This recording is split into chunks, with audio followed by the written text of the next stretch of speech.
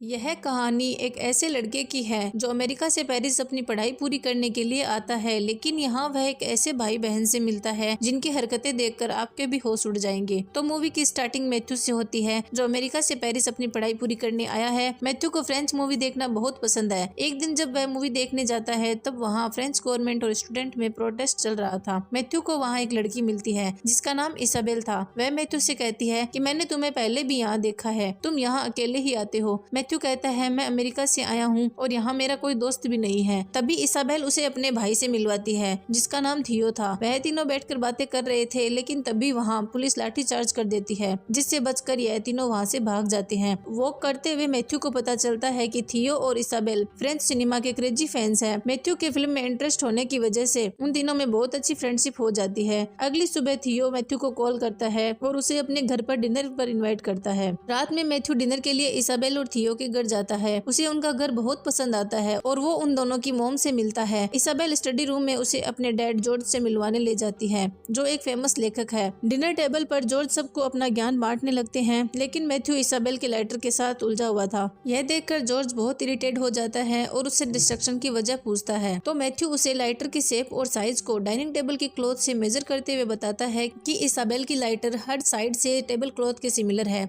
इसलिए उसे लगता है कि दुनिया की हर चीज एक दूसरे से जुड़ी हुई है। यह सुनकर जॉर्ज मैथ्यू से बहुत इम्प्रेस हो जाता है और सबसे कहता है कि मैथ्यू उन सब स्टूडेंट से डिफरेंट है जो प्रोटेस्ट में अपना टाइम वेस्ट करते हैं। यहाँ पर जॉर्ज थियो पर टोंट मार रहे हैं क्योंकि थियो बाकी सब स्टूडेंट के साथ प्रोटेस्ट में शामिल होता है जो जॉर्ज को बिल्कुल नहीं पसंद। इसलिए जॉर्ज और थियो में बहस हो जाती है, लेकिन थियो की मोम सिचुएशन को हैंडल करते हुए जॉर्ज से अपने बच्चों को उनकी वेकेशन के बारे में बताने के लिए कहती है। जॉर्ज थियो और इसाबेल को बताता है कि वो और उसकी मोम सुबह वेकेशन पर जा रहे हैं। जॉर्ज रूम में चला जाता है। थियो की माँ काफी रात हो जाने पर मैथ्यू को उनके घर रुकने के लिए कहते हुए वहाँ से चली जाती है। थियो मैथ्यू को उसका रूम दिखाता है और सोने चला जाता है। रात को मैथ्यू टॉयलेट जाने के लिए उठता है और टॉयलेट से वापस आते हुए वह एक रूम में थियो और इसाबेल को एक साथ नंगा सोते हुए देखता है। भाई बहन को इस तरह सोते हुए देखकर उसे बहुत अजीब लगता है और वह वापस अपने रूम में चला जाता है। अगली सुबह इसाबेल और थियो के पेरेंट्स वेकेशन के लिए निकल जाते हैं। इसाबेल मैथ्यू को जगाने आती है और मैथ्यू फ्रेश होने के लिए टॉयलेट में जाता है जहाँ थियो पहले से ब्रश कर रहा था। मैथ्यू अपनी फिंगर से टीथ ब्रश करने लगता है। तभी इसाबेल उसके पास आती है और मैथ्यू के लिप्स को टच करने लगती है। अब थियो उनके सामने ही नहाने लग जाता है। मैथ्यू को यह सब बहुत अजीब लगता है। तभी थियो और इसाबेल उसे बताते हैं कि उनके पेरेंट्स एक मंथ तक वेकेशन पर रहने वाले हैं, वह तब तक उनके साथ रह सकता है ताकि वह एक दूसरे को अच्छे से जान सके। मैथ्यू भी उन दोनों के साथ रहने के लिए तैयार हो जाता है और थियो के साथ अपना सामान लेने चला जाता है। अब इसाबेल, थियो और मैथ्यू एक साथ बैठे होते हैं। तभी थियो और मैथ्यू में किसी फ्रेंच डायरेक्टर की फिल्म को लेकर बहस छिड़ जाती है। इसाबेल उन्हें रोकने के लिए एक म्यूजिक टेप चला देती है जो थियो को बिल्कुल पसंद नहीं आती, इसलिए वह टेप तोड़ने लगता है। तो इसाबेल उसे रोकने आती है और वह दोनों लड़ने लगते हैं। लड़ते हुए इसाबेल मैथ्यू को थियो के फेवरेट डायरेक्टर की फिल्म का क्लू देते हुए फिल्म का नाम बताने के लिए कहती है और मैथ्यू उस फिल्म का नाम बता देता है। थियो और इसाबेल दोनों हैरान रह जाते हैं कि अमेरिकन होने के बाद भी वो ओल्ड फ्रेंच सिनेमा को इतने अच्छे से जानता है। मैथ्यू के फिल्म गेस करने पर वो उसे कहते हैं कि वह कब से एक ऐसे अच्छे दोस्त की तलाश में है जिसके साथ वो एक ओल्ड फ्रेंच फिल्म का सीन कर सके। और अब वह तीनों एक गैलरी में जाते हैं जहाँ पर वह रेस लगाते हैं और यही उनकी मूवी का सीन होता है। अब वापस आते टाइम बारिश होने लगती है जिससे यह तीनों भीग जाते हैं और जब यह घर आते हैं तो थियो के फादर का कॉल आता है पर वह उनका कॉल नहीं उठाता।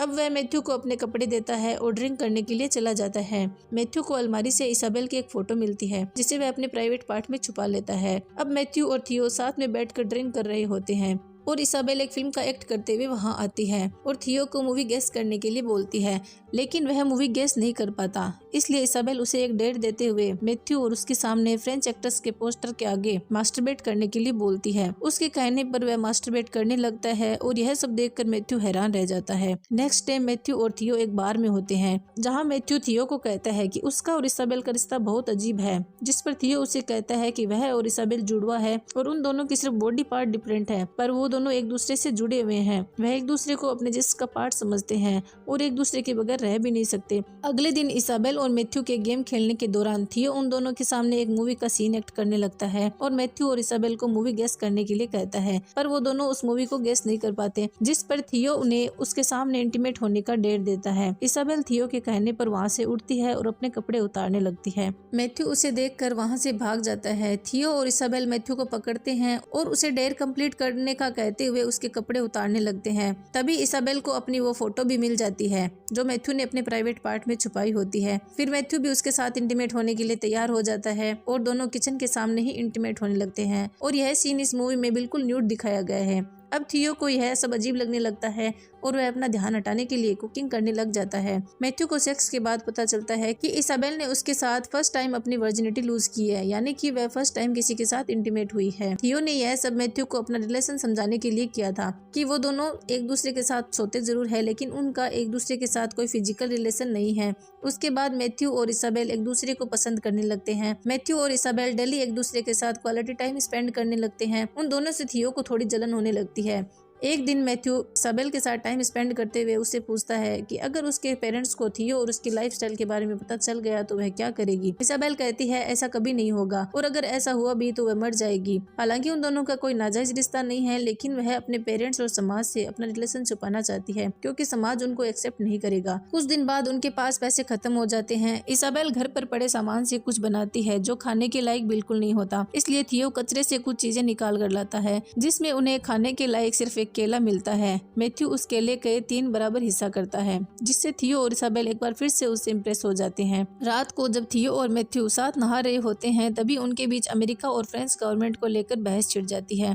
तभी इसाबेल बार टब में आकर उन दोनों की बहस को रुकवा देती है। कुछ देर बाद थियो और इसाबेल मैथ्यू से पूछते हैं कि वह उन दोनों से कितना प्यार करता है और उसे यह प्रूफ करना होगा। इसके बाद वह दोनों उसके प्राइवेट पार्ट के बाल रिमूव करने लगते हैं तो मैथ्यू को बहुत गुस्सा आता है। वो उन दोनों को समझाते हुए कहता है कि उन दोनों को मैच्योर होने की जरूरत है। वो दोनों साथ सोते हैं, नहाते हैं, एक दूसरे के बगैर रह भी नहीं सकते और ना ही कहीं जाते हैं। ऐसा सिर्फ बच्चे करते हैं। वो उन्हें कहता है कि वह उनसे प्यार करता है इसीलिए वो उनके साथ रह रहा है, लेकिन उन्हें यह बात समझनी होगी कि वह दोनों सारी जिंदगी एक दूसरे से जुड़कर नहीं रह सकते। थियो को मैथ्यू की बातें बिल्कुल पसंद नहीं आती इसलिए वह उसे इग्नोर करना स्टार्ट कर देता है। अब मैथ्यू इसाबेल को एक कपल का रिलेशन समझाने के लिए उसे डेट पर लेकर जाता है। उसके कहने पर इसाबेल पहली बार थियो के बगैर बाहर भी निकलती है। मैथ्यू और इसाबेल डेट बहुत इंजॉय करते हैं और जब वह घर वापस आते हैं तो उन्हें पता चलता है कि थियो किसी लड़की के साथ रूम में इंटीमेट हो रहा है। थियो और इसाबेल एक दूसरे को अपना पार्ट समझते हैं, इसलिए जब इसाबेल मैथ्यू के साथ इंटीमेट हुई तो थियो को अपना पार्ट अलग होते हुए महसूस हुआ और वह यही एहसास इसाबेल को फील करवाना चाहता था। इसाबेल कुछ देर शांत रहती है और वह मैथ्यू के साथ लग जाती है, पर जब वो थियो की उस लड़की के साथ आवाजें सुनती है तो वह बहुत डिस्टर्ब हो जाती है और वह रोने लगती है और जब मैथ्यू उसे चुप करने लगता है तो वह गुस्से में उसे रूम से बाहर निकाल देती है और अपने आप को कुछ दिनों के लिए रूम में लॉक कर लेती है। एक दिन जब मैथ्यू और थियो ड्रिंक कर रहे होते हैं तो वह पेरिस में चल रहे आंदोलन के बारे में बात करते हैं। मैथ्यू उसे कहता है कि यहाँ पर बैठे बोलने से कुछ नहीं होगा,